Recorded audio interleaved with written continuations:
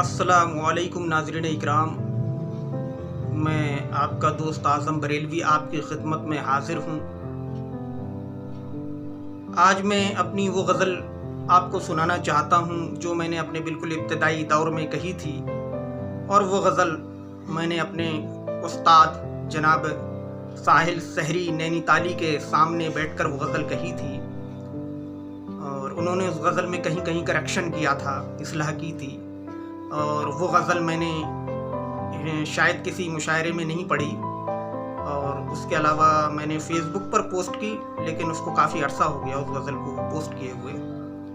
तो वो गज़ल मैं सुनाना चाहता हूँ, मुलाहिज़ा कीजिए दोस्तों। गज़ल का मतलब यूँ है कि वो जो हमको मुस्कुरा कर देखते, वो जो हमको मुस्कुरा कर देखते, हम भी उनसे दिल लगा कर देखते।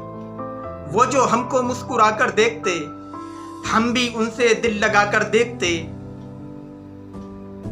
देखते कितने रहेंगे होश में, देखते कितने रहेंगे होश में, तुम नकाब अपनी हटाकर देखते। देखते कितने रहेंगे होश में, तुम नकाब अपनी हटाकर देखते। और शेर है कि शायरों की सफ में जाने के लिए, शायरों की सफ में जाने के लिए शेर कोई गुनगुना कर देखते। शायरों की सफ में जाने के लिए शेर कोई गुनगुना कर देखते।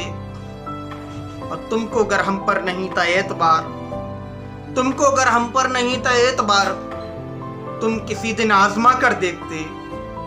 तुमको अगर हम पर नहीं था एतबार, तुम किसी दिन आजमा कर देखते।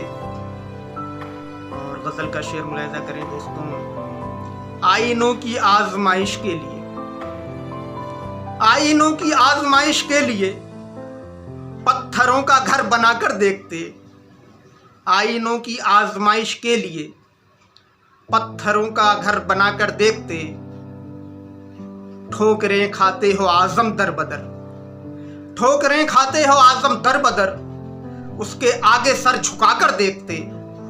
वो जो हमको मुस्कुरा कर देखते, हम भी उनसे दिल लगा कर देखते। दोस्तों, उसी दौर की एक गज़ल और मुझे याद आ रही है। उस गज़ल का मतलब यूं है कि होठों पर खामोशी थी और आंखों में लाचारी थी। होठों पर खामोशी थी और आंखों में लाचारी थी। रस्म सितम से फिर भी मेरी रस्म बगावत जारी थी। होठों पर खामोशी थी और आंखों में लाचारी थी। रस्म सितम से फिर भी मेरी रस्म बगावत जारी थी। और गज़ल का एक वो शेर मैं पेश करने जा रहा हूँ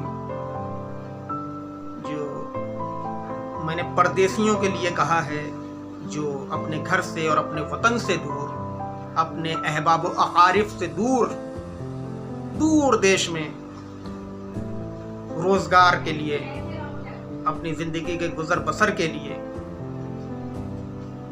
रहते हैं। उन्हें रहना पड़ता है परदेश में, लेकिन जब वो वापस अपने वतन आते हैं तो उनकी कैफियत क्या होती है, इस शेर में मुलाहिज़ा कीजिए दोस्तों के होठों पर खामोशी थी और आंखों में लाचारी थी। रस्म सितम से फिर भी मेरी रस्म बगावत जारी थी। शहर की बारौनक सड़कों ने पांव तो रोके थे, लेकिन वो शेर यूं है कि शहर की बारौनक सड़कों ने पांव तो रोके थे, लेकिन लौट के वापस घर को आए, गांव की मिट्टी प्यारी थी। शहर की बारौनक सड़कों ने पांव तो रोके थे, लेकिन लौट के वापस घर को आए, गांव की मिट्टी प्यारी थी। एक शेर और मुलाहिज़ा करें दोस्तों इसी गज़ल का कि फूस के घर में रहने वाले इस पर भी है खौफज़दा।